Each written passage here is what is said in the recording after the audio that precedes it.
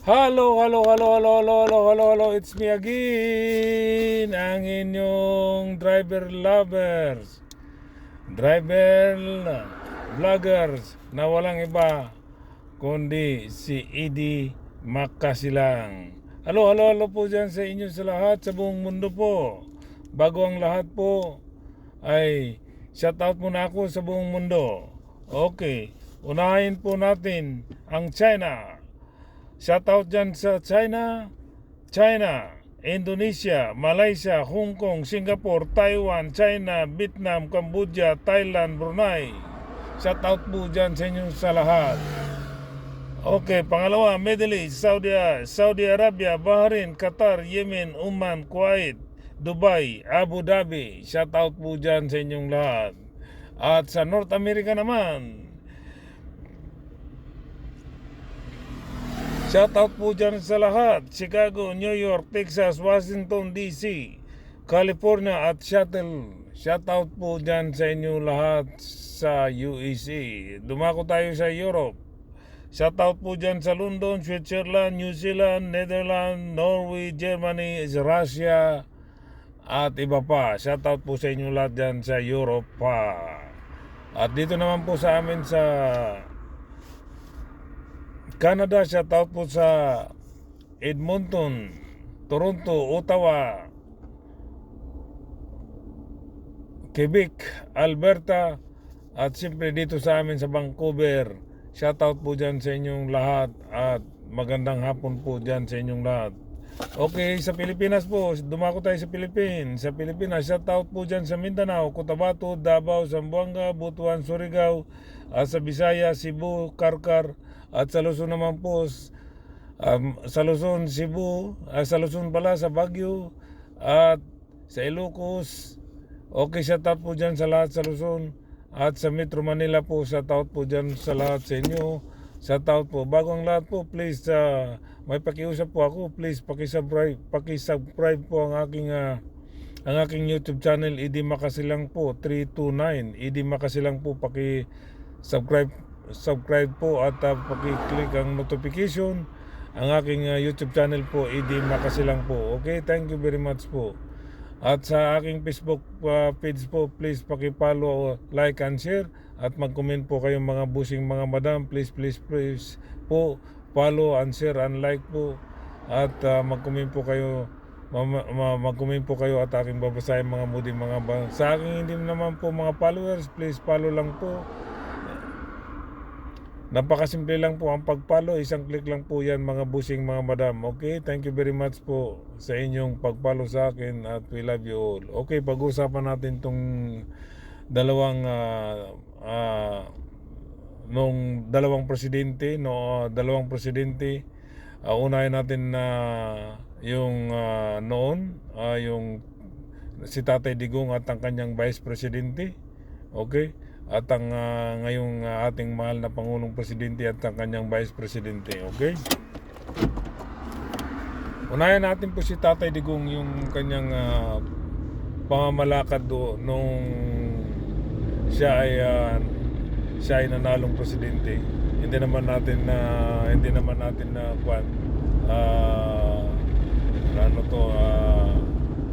na malilimutan yung mga ginagawa niya bilang isang presidente. Kahit papaano mayroon din siyang nagawa, kaya lang hindi talaga makalimutan sa kanya yung grabe yung pangbabastos niya, di ba? Talagang yun lang yung presidente na sobrang bastos, di ba? Grabe. Pagka ayaw niya sa isang tao, talagang mumurahin ka niya. Yan lang yung presidente na nakita ko na grabe, sobrang bastos at walang respeto sa kapwa-tao niya. 'Di ba? Biruin mo mga busing mga madam. Yung time niya na bilang isang presidente sa 2016 hanggang 2022. Talagang inabusado niya. Okay? Pag ayaw niya sa isang tao, talagang may paglalagyan yung tao. Kung hindi man makulong, mawawala na lang bigla sa kanya. Kasi yun ang Yun ang style niya. Grabe ang mura, mumurahin niya yung mga tao, wala siyang patawad kahit na sino, kahit na simbahan pa yan o kumpare pa yan, talagang mumurahin niya. Grabe ang nung time ni Tatay Digong. Kaya ang nangyayari sa tao nung ang nangyayari pati mga kabataan nung time na yun, mahilig nang magmura. Di ba? Dahil nakikita nila sa ating Pangulo yung time ni Tatay Digong, mura dito, mura doon, wala siyang patawad di ba? At least lalo na yung ating Vice President dati na si Leni Robredo, grabe ang tinik down niya talaga ng maayos, di ba? Tinik down niya ng maayos ang ating Vice President na si Leni Robredo. Grabe yung wala siyang respeto bilang isang babae o bilang isang babae na lang. Wala siyang respeto. Talagang minura niya kung paano niya dinaw ng pagkatao ni Leni Robredo. Di ba? Si Vice President Leni Robredo, paano niya tinik down, di ba? Masabi pa niya, anong klaseng actor nito, napakabubo, mga ganong mga mura dito, mura doon. Talagang tinik down niya. At kahit ganun pa rin si Leni Robredo, ang ating Vice President dati, talagang hindi niya pinapansin kasi trabaho pa rin siya ng maayos. Kaya pala niya ayaw niyang isama sa mga meeting si Leni Robredo nung siya pa isang kabinete. Siya pa isang kabinete dati kasi ayaw niyang malaman yung mga sekreto ni Tatay Digong dati. So talagang tinanggal niya sa pagkakabinete niya. Alam ko nung yung binigyan niya ng katungkulan yung drugs yata, chairman siya ng drugs si Leni Robredo, di ba? Chairman ng drugs si Leni Robredo, tapos hinihingi ni Leni Robredo yung mga records ng mga drugs. Ayaw ibigay ni Tatay Digong. Naalala ko yun ayaw niyang ibigay kasi nga mabibisto siya dun so ganun. So talagang wala siyang respeto ka rin talagang minura niya, grabe ang mura niya. Kaya kahit sinong tao basta gusto niyang murahin, mumurahin niya. Ganun kalupit ang ating presidente noon, si Tatay Digong. Talagang walang respeto. Napagkamalan na attorney pero ewan ko, talagang bastos talaga, di ba? Sa pinanganak ako na 1969, okay? 1969 ako pinanganak. So, siyam na presidente ang aking nadatnan na presidente. Pero ito lang ang pinakagrabing presidente na walang respeto sa kapwa-tao niya. Kahit sa Diyos, kahit sa pare, kahit sino, kahit foreigner na tao, wala siyang respeto. Basta gusto niyang mumurahin talaga ni Tatay Digong. Kung kalupit si Tatay Digong. Kaya yung karma sa kanya talagang dumating na talaga. Time na dumating yung bad karma sa kanya, di ba?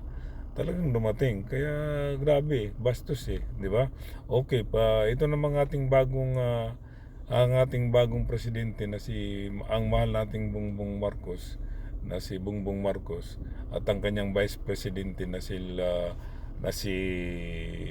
Sara Duterte. Kabaliktaran naman, di ba?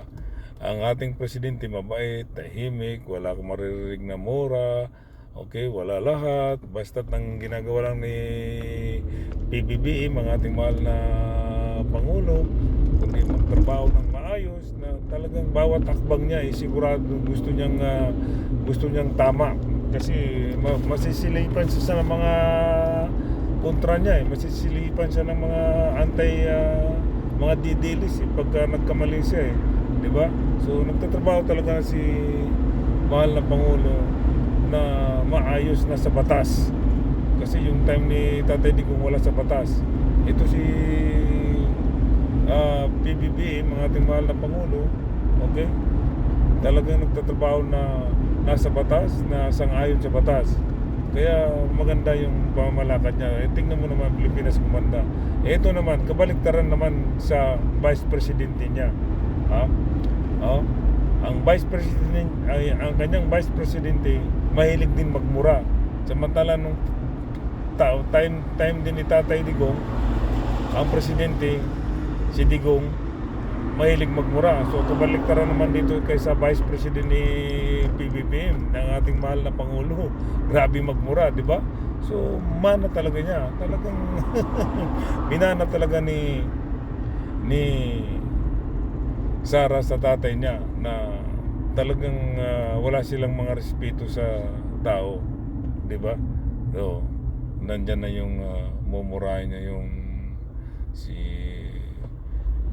ating mahal na Pangulo. Nandyan na yung mumurahin ni Sara yung mga tao na, di ba? Naalala yung galit na galit siya na grabe, sabi niya, putangin na nyo lahat. Di ba? Ganun kalupit si Sara. Nandyan na yung gigilitan na niyang leeg si Bongbong Marcos, ating mahal na Pangulo. Nandyan na yung iutos niyang papatayin niya. So kabaliktaran talaga.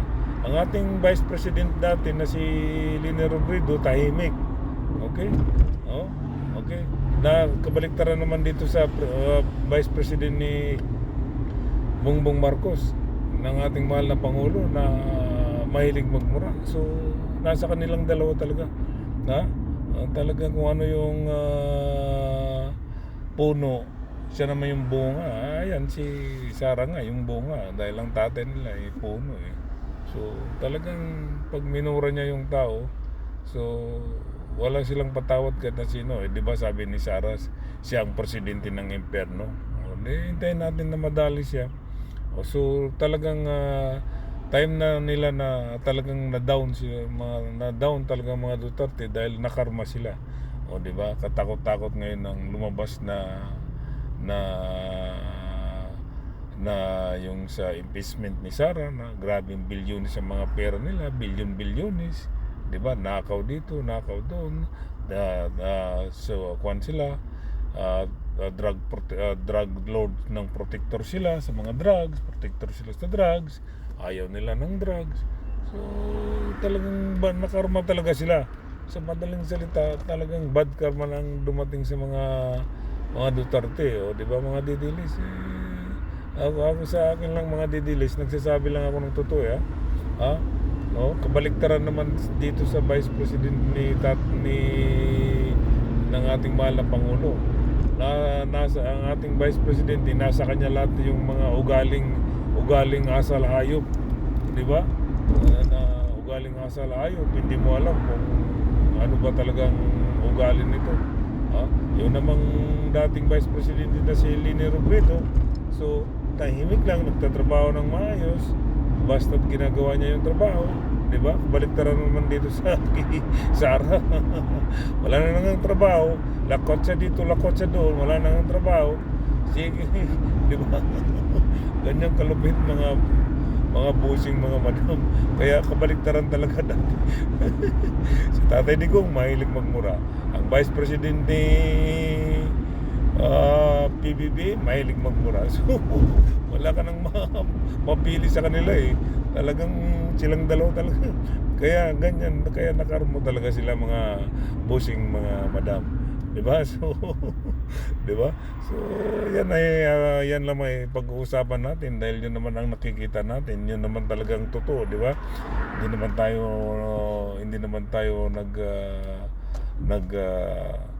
naman ako sasalita dito ng hindi totoo. So, talagang yun yun talaga ang ugali ng mga Duterte. Talagang minana na nila sa kanilang tatay. So, kasi Mindanao yan eh. Ako taga Mindanao ako.